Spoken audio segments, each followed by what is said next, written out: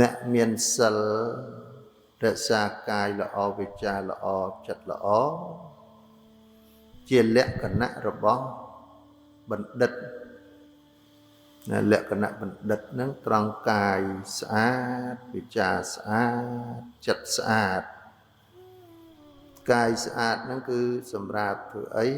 ថាធ្វើអ្វីទាំងអស់តកតងនឹងផ្លូវកាយនេះធ្វើនៅអំពើល្អបងតកតងនឹងផ្លូវវិជ្ជាហ្នឹងក៏ល្អតកតងនឹងផ្លូវចិត្តហ្នឹងក៏ល្អដល់តកាយល្អវិជ្ជាល្អចិត្តល្អដោយពពួកអកុសលមានលោភៈទោសៈមោហៈហ្នឹងវាទ្រោមចុះបងទ្រោមចុះដោយអ្នកមានសិលហ្នឹងធ្វើយ៉ាងម៉េចបានលោភៈទោសៈមោហៈទ្រោមចុះថាអ្នកមានសិលហ្នឹងលោកមានសទ្ធាមានបញ្ញាហ្នឹងឯងមានសទ្ធាមានសតិមានបញ្ញាតែមានសទ្ធាបានចាំពិទូមានព្រានប្រដៅភាសិតរបស់ព្រះសម្មាសម្ពុទ្ធហ្នឹងអង្គបានទូមានរឿយទៅដល់តែបានស្ដាប់ទៅបានមានសទ្ធាព្រោះទុកនៅក្នុងចិត្តនៅពាក្យទូមានព្រានប្រដៅដែលព្រះអង្គទ្រង់បានណែនាំបង្រៀនគួរធ្វើយ៉ាងម៉េចគួរនិយាយយ៉ាងម៉េចគួរគិតយ៉ាងម៉េចចម្រើននៅកុសលធ្វើយ៉ាងម៉េចនិយាយយ៉ាងម៉េចគិតយ៉ាងម៉េចអកុសលនាំមកនៅទុក្ខម្ល៉េះហើយសទ្ធាហ្នឹងក៏ញ៉ាំងចិត្តហ្នឹងឲ្យចងចាំបងចងចាំទៅវាអស់នៅសេចក្តីសង្ស័យអស់នៅសេចក្តីងឿងឆ្ងល់ចពិចចពិលស្ទាក់ស្ទើរជឿច្បាស់ទៅលើកម្មផលហ្នឹងព្រោះសទ្ធាហ្នឹងជឿទៅលើកម្មផលព្រោះពោធិសទ្ធាពោធិសទ្ធាដែលយើងជឿទៅលើការត្រាស់ដឹងរបស់ព្រះសម្មាសម្ពុទ្ធនេះបានស្ដាប់នៅព្រះសទ្ធំនៃការត្រាស់ដឹងរបស់ព្រះអង្គដោយបញ្ញាដ៏ឧត្តមហ្នឹងបានយើងស្ដាប់ទៅបណ្ដុះនៅសទ្ធាប្រកបទៅដោយហេតុផលហ្នឹងជាពោធិសទ្ធាសទ្ធានឹងឯងជាក្របពូជមួយបណ្ដុះនៅបញ្ញាញាណគេហៅថាពោធិសទ្ធាឬក៏សទ្ធាពោធិញាណនឹងក៏បានតែដោះនៅសទ្ធានឹងឯងហើយធ្វើឲ្យយើងនឹងឯងជាមនុស្សដ៏ប្រសើរព្រោះសទ្ធានេះជាអរិយទ្រព្យអរិយៈនឹងប្រសើរទ្រព្យដ៏ប្រសើរត្រង់យើងមានសទ្ធាមានសតិមានបញ្ញាមានសេចក្តីព្យាយាមអប់រំចិត្តបានល្អនឹងឯងហើយសទ្ធានេះទៅតាមអាស្រ័យនៃការសេពគប់ទៀតយោហ្នឹងហ៎សេពគប់សប្បុរសហើយបានស្ដាប់ហើយបានធ្វើទុកក្នុងចិត្តហើយប្រព្រឹត្តបដិបត្តិតាមនៅពាក្យទូមានព្រានប្រដៅរបស់ព្រះសម្មាសម្ពុទ្ធនឹងឯងធ្វើឲ្យកាយវិជ្ជាចិត្តនឹងវាមានឧបនិស្ស័យជាមួយសប្បុរសនឹងឯងណាជាឧបនិស្សយៈបនិស្ស័យហើយរក្សានៅឧបនិស្ស័យនៃពាក្យទូមាននឹងក៏បានខ្ជាប់ខ្ជួនទៅប្រែคล้ายពីនិស្ស័យចរិតមានរាគៈចរិតទោសៈចរិតមោហៈចរិតហ្នឹងទៅមានអធ្យាស្រ័យជាមួយនឹងសប្បុរសមានព្រះសម្មាសម្ពុទ្ធជាដើមជាអ្នកទូមានបានយ៉ាងងាយមិនលំបាក មានចិត្តនឹងឯងប្រព្រឹត្តទៅល្អហើយវាដោះនៅឧបនិពន្ធៈគោចរៈហ្នឹងឯងវាទៅជានិស័យក្នុងការធ្វើទានសិលភាវនានឹងបានល្អចឹងហើយបានសម័យព្រះក៏ដោយបច្ចុប្បន្ននេះក៏ដោយ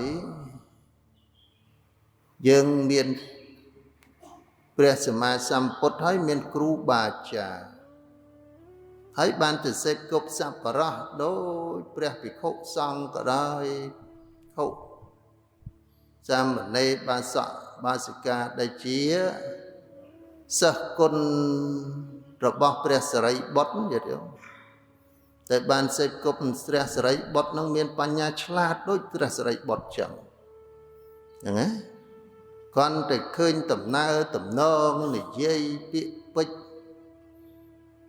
សន្ទនាពធសម្ដែងនៅពធមានលក្ខណៈនឹងដូចព្រះសារីបុត្រចឹងព្រោះបុគ្គលនោះជាសិស្សរបស់ព្រះសារីបុត្រ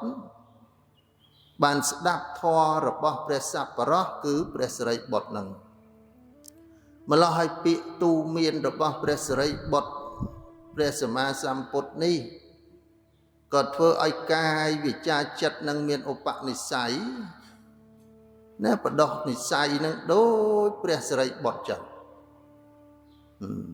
ហើយក៏បានរក្សានៅដំណើរ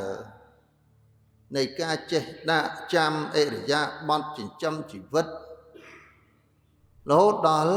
បានសម្រេចគុណធម៌ហើយមានឧបនិស្ស័យជាអនុបន្ធៈនឹង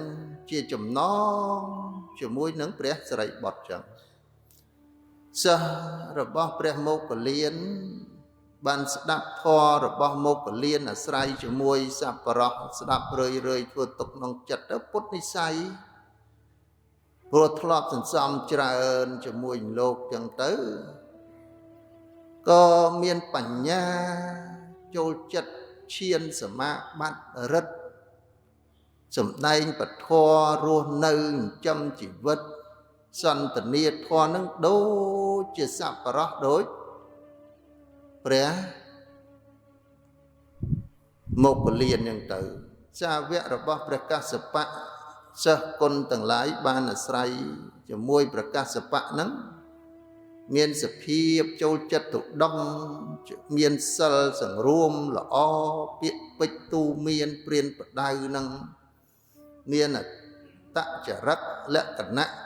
ពុទ្ធនិស្ស័យនឹងស្តៀងនឹងព្រះកស្សបៈនឹងបាទសិស្សរបស់ព្រះអនន្តធ្លាប់ស្រ័យស្ដាប់រៀនសូត្រសេពគប់នឹងព្រះអនន្តទៅមានបញ្ញាឆ្លៀសវៃដូចព្រះអនន្តអញ្ចឹងនេះជាដើមយ៉ាងណាបឋមជនយើងក៏មានគ្រូបាអាចារ្យដែលយើងពុទ្ធនិស្ស័យហ្នឹងបានអាចទៅរួចញោមហ្នឹងណាដោយកូនសិស្សរបស់លោកគ្រូបុត្រសវង្សនិស្ស័យរបស់សិស្សលោកហ្នឹងក៏មានចរិតលក្ខណៈសម្ដែងពធសំលេងការគោរពធម៌វិន័យចេះអភិធម្មចេះនៃយ៉ាងក៏ហើយក៏ពុទ្ធនៅនិស្ស័យនឹងល្អដូចជាសប្បុរសហ្នឹងទៅគ្រូរបស់លោកតាកងអ៊ីវចេះវិន័យយ៉ាងសិស្សគុណទាំងឡាយក៏មានអរិយាបថយល់អំពីវិន័យនឹងមុតថ្លាក្នុងការសង្រួមកាយវិចារចិត្តអីសពគ្រប់បែបយ៉ាងនឹងកូនសិស្សរបស់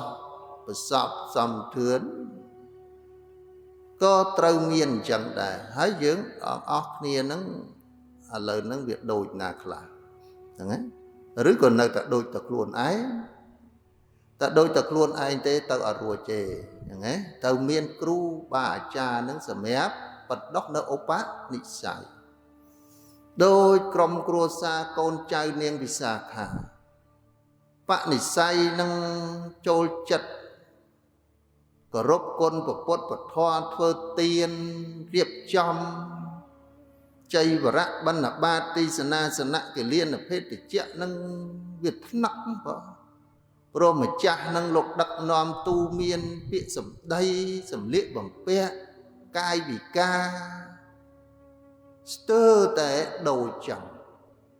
កូនចៅរបស់អនាថបណ្ឌិតសេដ្ឋីក៏ដូចគ្នាចឹងដែរកូនសិស្សរបស់នាងធម្មតនីនាងពិជាបតិកោតមីនាងយសោតរីនាងបដាចានាងខេមាក៏មានសភាពដូចចរិតលក្ខណៈរបស់ម្ចាស់របស់ខ្លួនចឹងនេះអាស្រ័យអីអាស្រ័យសទ្ធានឹងបានមកពីការសេពគប់ជាមួយគ្រូបាអាចារ្យនេះដែលបានស្ដាប់នឹងបណ្ដុះឧបនិស្ស័យរៀនស្ដាប់ហើយធ្វើតាមពុទ្ធកាយពុទ្ធវិជ្ជាពុទ្ធចិត្តណាពុទ្ធចិត្តហើយ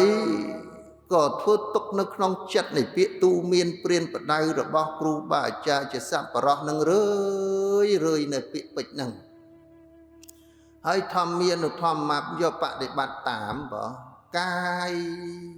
បដិបត្តិតាមវិជ្ជាបដិបត្តិទៅតាមផ្លូវចិត្តម្ល៉េះហើយនិស្ស័យនឹងវាពុតទៅណាវាទុនទៅនឹងហើយយ៉ាងណាណាទុនទៅនឹងហើយយើងស្ទង់ស្ទាបក្នុងចិត្តរបស់យើងមើលឥឡូវនេះនិស្ស័យនឹងគឺកាត់ទៅណាកាត់ទៅសរិបុត្រឬក៏មុខពលានឬក៏ព្រះកស្សបៈឬក៏ព្រះអនន្តឬក៏ព្រះអនិរុទ្ធហ្នឹងហើយយើងពុតច្រើនឆ្នាំហើយឬក៏នៅតែនិស្ស័យអាត្មាអញដែរអានឹងពុតអត់ទៅទេតែនៅតែនិស្ស័យយើងអត់ដែរនឹងវាពុតអត់ទៅទេលោភៈវានៅតែលោភៈអត់ដែរហ្នឹងទោសៈវានៅតែទោសៈអត់ដែរហ្នឹងមោហៈវានៅមោហៈអត់ដែរហ្នឹងទិដ្ឋិវានៅតែរឹតទិដ្ឋិយល់ខុសអត់ដែរហ្នឹងមោមានអ្នកវានៅតែមានអ្នកអត់ដែរហ្នឹងអ៊ីសាវានៅតែចំណែនអត់ដែរហ្នឹងមច្ឆរិយៈវានៅតែកំណាញ់អត់ដែរហ្នឹងវិជិកិច្ឆាវានៅតែអត់ចេះអត់ដែរហ្នឹងឯងវាអត់ពុតទៅបើណាអត់ពុតទៅម្ល៉េះហើយពេលសម័យព្រះអីយល់មើល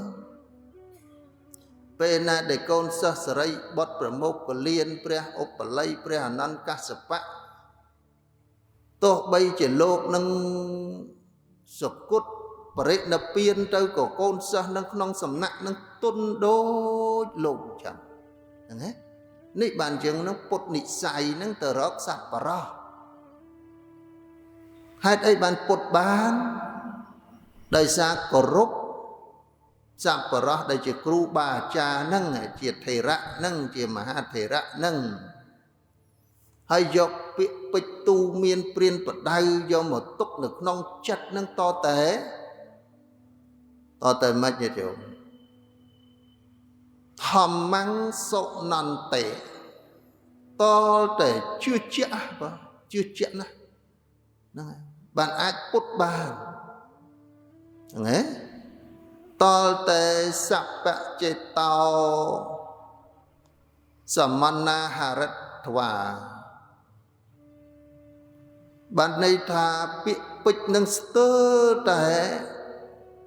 មិនជ្រុះមួយម៉ាត់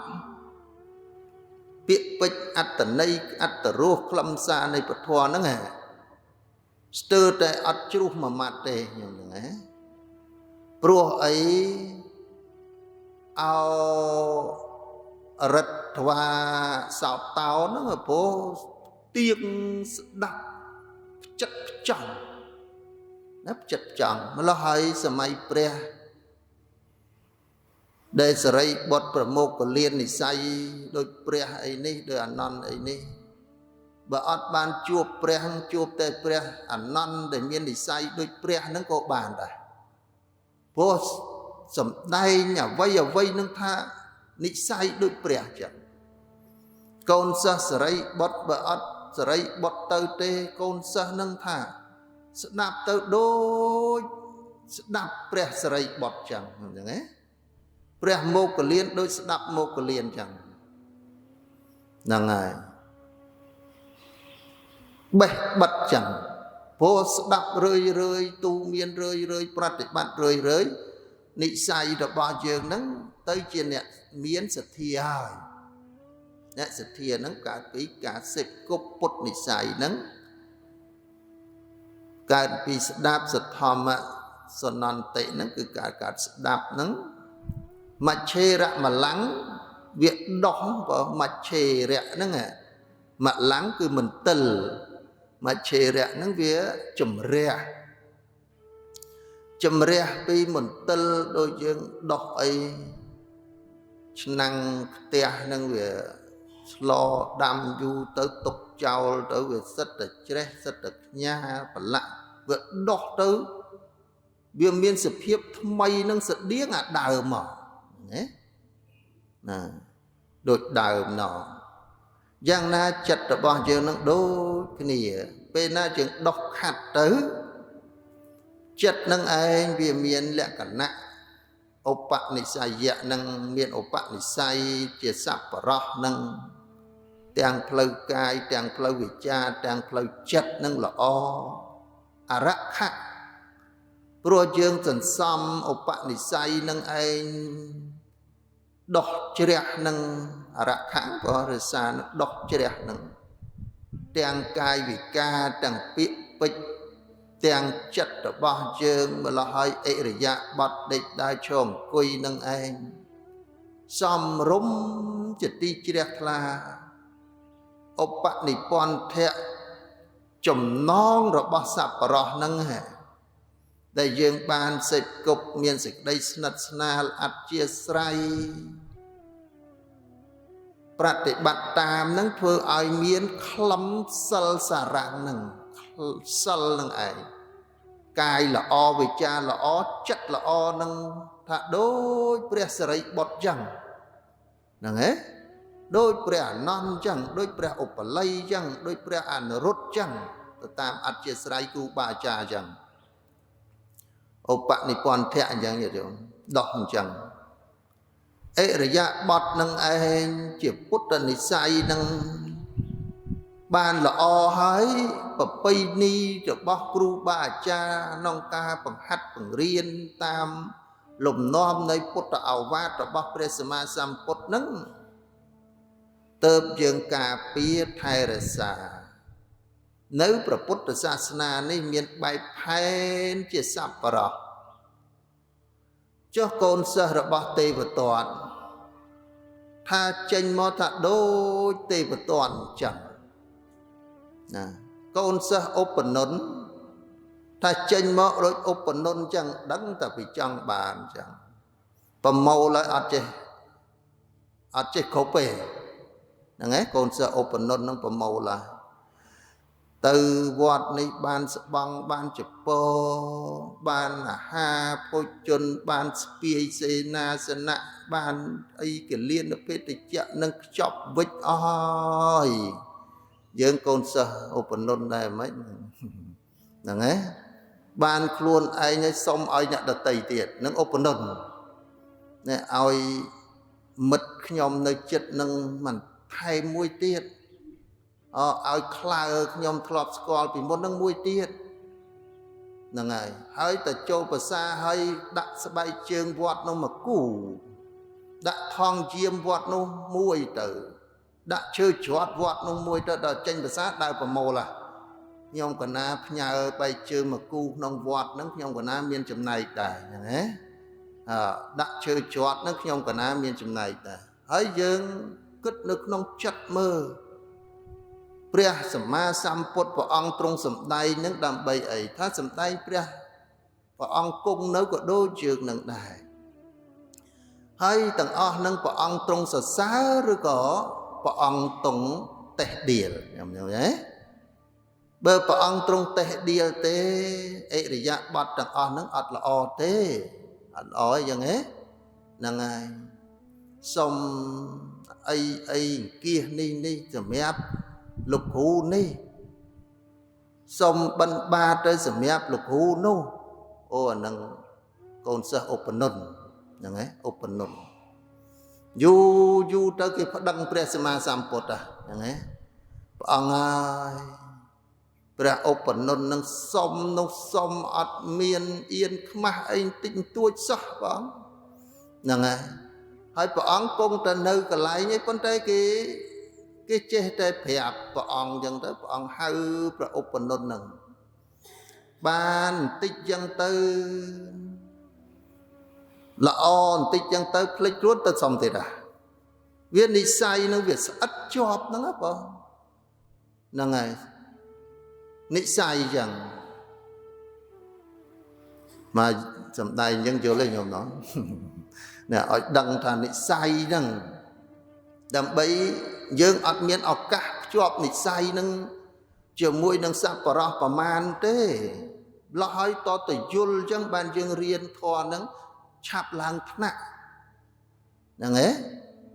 សមាធិនឹងឆាប់ឡើងថ្នាក់វិបស្សនានឹងឆាប់ឡើងថ្នាក់ចម្រើនមគ្គកញ្ញាណផលកញ្ញាណនឹងឆាប់คล้ายទៅជាអរិយបុគ្គលចុះបើគ្រូនឹងផ្សេងសិស្សនឹងផ្សឹងអត់ទេយើងអត់បានពុតទៅជានិស័យទេដូចជាជោមថាខ្ញុំកណាមកនៅពុទ្ធមណ្ឌលបានឆ្នាំហើយលោកយាយលោកតាជ្រះថ្លាណាចង់ទៅនៅជាមួយដែរថាអូនៅ20ឆ្នាំអូយអនុមោទនាជ្រះថ្លាខ្ញុំយ៉ាងហ៎អាម៉េចទៅគេធ្វើសមាធិអូមិនដឹងផងធ្វើសមាធិនឹងមិនទៅអាណាបានសតិនឹងបរកម្មនិមិត្តនឹងមិនទៅឧបហនិមិត្តនឹងមិនទៅបដិភាគនិមិត្តនឹងមិនទៅឧបចារៈចិត្តនឹងមិនទៅអបណាចិត្តនៅក្នុងអាណាបានឹងវាមិនទៅបើចង់ដឹងទៅសួរលោកគ្រូហ្នឹងហើយអត់ប្រយោជន៍ហ្នឹងណានៅ20ឆ្នាំអត់ប្រយោជន៍អញ្ចឹងអត់ឡើងថ្នាក់អីអញ្ចឹងហ៎អត់បានមានអីដើម្បីផ្សាយនៅពុទ្ធសាសនាចុះបើគ្រូសកុតបាត់ទៅសួរអ្នកណាហ្នឹងហ៎សួរអ្នកណាដោយប្រសពលោកសកុតទៅសួរអ្នកណាបើខ្ញុំកូនសិស្សប្រសពហ្នឹងហើយជាចំណុចដែលយើងពុទ្ធដុសនៅឧបនិស្ស័យសេពគប់នឹងសប្បុរសដែលមានសទ្ធានេះតើយើងមានសទ្ធាបានប៉ុន្មានហើយហ្នឹងឯងប៉ុន្មានហើយមិនថាលោកយាយលោកតាទេភិក្ខុដោយសាមណេរក៏ដោយនៅពុទ្ធមណ្ឌលបានឆ្នាំហើយសិក្សាបប្រតិបត្តិសិលយ៉ាងម៉េចសមាធិយ៉ាងម៉េចវិបស្សនាយ៉ាងម៉េចគេឃើញល្អសុំមួយអង្គពីរអង្គទៅដឹកនាំទៅបង្ហាត់បង្រៀនបានទៅដល់នោះដឹកនាំមែនដឹកនាំញាតិញោមដើរតែហ្មងហ្នឹងណាដើរបន្តិចហែបីដកទៅនេះបន្តិចហែស្បង់ចពោទៅនេះបន្តិចហែផ្កាទៅនេះបន្តិចកំសាន្តនេះសរីលង្កាខ្លះបន្តិចកំសាន្តភូមាខ្លះបន្តិចកំសាន្តនៅឥណ្ឌាខ្លះបន្តិចកំសាន្តនៅចិនខ្លះសបាយសទ្ធាណាគ្មានណាគ្រូណាដែលទូមានឲ្យដើរអញ្ចឹងហើយកូនសិស្សអង្គណាយ៉ាងហ៎គេសួរពូចាគ្រូណែឯងបរៀនអញ្ចឹងយ៉ាងហ៎កូនឆ្កងព្រោះមេបាណាបុរាណខ្មែរយើងហ្នឹងហ៎ញាតិញោមដឹងស្រាប់ហើយកូនឆ្កងព្រោះមេបាអញ្ចឹងដែលយើងក្នុងផ្សាយសាសនាហ្នឹងគឺអញ្ចឹងចឹងយើងរៀនបណ្ដុះនៅឧបនិស្ស័យជាមួយសប្បុរសនឹងទៅជាមហាថេរៈ មហាថេអនុថេទៅតាមលំដាប់ចឹងដែលព្រះសម្មាសម្ពុទ្ធព្រះអង្គទ្រង់សម្ដែងចឹងបាននិស័យរបស់យើងនឹងវាល្អចឹងហ៎បណ្ដោះនិស័យនឹងនិស័យរបស់ព្រះមហាថេរៈជាសប្បុរសព្រះសម្មាសម្ពុទ្ធនឹងវាល្អហើយយើងបានសម្រេចនៅគុណធម៌ដោយទឹកចិត្តអិរិយាបថរបស់យើងនឹងបានល្អនឹងបានល្អហើយទាំងបរិយ័តទាំងការបដិបត្តិនឹងបានល្អភិក្ខុសាមណេរបាសកបាសិកាមានឧបនិស្ស័យដូចជាពាក្យទូមានព្រានប្រដៅរបស់ព្រះសម្មាសម្ពុទ្ធហ្នឹងបញ្ញានិងបរិយ័តបដិបត្តិនឹងជាខែលសម្រាប់ការពារព្រះសាសនាខ្ញុំចឹងការពារព្រះសាសនាព្រោះយើងការពារខ្លួនយើងបានហើយបានអាចការពារព្រះពុទ្ធសាសនាការពារប្រធមវិន័យរបស់ព្រះពុទ្ធសាសនាហ្នឹងមិនឲ្យគេតេះដៀលព្រោះអត់សិលមិនឲ្យគេតេះដៀលព្រោះអត់សមាធិមិនឲ្យគេតេះដៀលអត់បញ្ញាចឹងឲ្យคล้ายទៅជាអ្នកមានសិលសមាធិបញ្ញាហ្នឹងហើយមុតមមថែទាំព្រះសាសនារបស់ព្រះសម្មាសម្ពុទ្ធសម្មាសម្ពុទ្ធនេះមកលើកនេះមកឲ្យញាតិញោមភ្ញាក់ស្មារតីក្នុងដំណើរអិរិយាបថដែលប្រព្រឹត្តទៅដូចសម័យព្រះឥតពីសម័យព្រះមកយើងណាមកយើងហ្នឹងយើងហ្នឹងក៏មានដែរកូនចៅរបស់មហាបាសិកាចរិតដូចអញ្ចឹងទៅកូនចៅរបស់ញោមគៈមហាបាសិកាវ៉ាន់ស៊ីវលោករៀបចំអញ្ចឹងទៅអានេះចរិតលក្ខណៈក្នុងការធ្វើទានក្នុងអីចឹងបងហើយបានធ្វើចឹងហើយខ្មែរយើងនេះកាន់យកក្នុងពុទ្ធសាសនាសំបីតែការកូននឹងរើសអ្នកដឹកដៃហ្នឹងណាឲ្យគំរូនឹងឯងហ្នឹងឯងដឹកដៃតាមអ្នកនឹងតកូលល្អក្រុមគ្រួសារទូមានព្រានប្រដៅល្អហ្នឹងបថោងនាងនេះអីនេះខ្មែរយើងបណ្ដោះវប្បធម៌ខ្មែរយើងកប់នៅក្នុងពុទ្ធសាសនាដ៏មានតម្លៃរកអីប្រៀបផ្ទឹមពំបានទេខ្លាចតែយើងនឹងគ្មានបញ្ញាអង្ិតចិត្តនឹងវាមើលមិនឃើញអីមិនដឹងទេប៉ុន្តែបញ្ញាអស្ចារ្យណាស់ដែលដឹកដៃតែយើងឆ្លៀតបានមកធ្វើទានរក្សាសិលសេចគប់នឹងសប្បុរសអង្គនេះអង្គនោះពុទ្ធនិស្ស័យហ្នឹងឯងពុទ្ធនិស្ស័យចឹងឬក៏មកគាត់ទៅធ្វើមហូបមហាអីទេអូអានឹងនៅផ្ទះក៏បានដែរហ្នឹងណា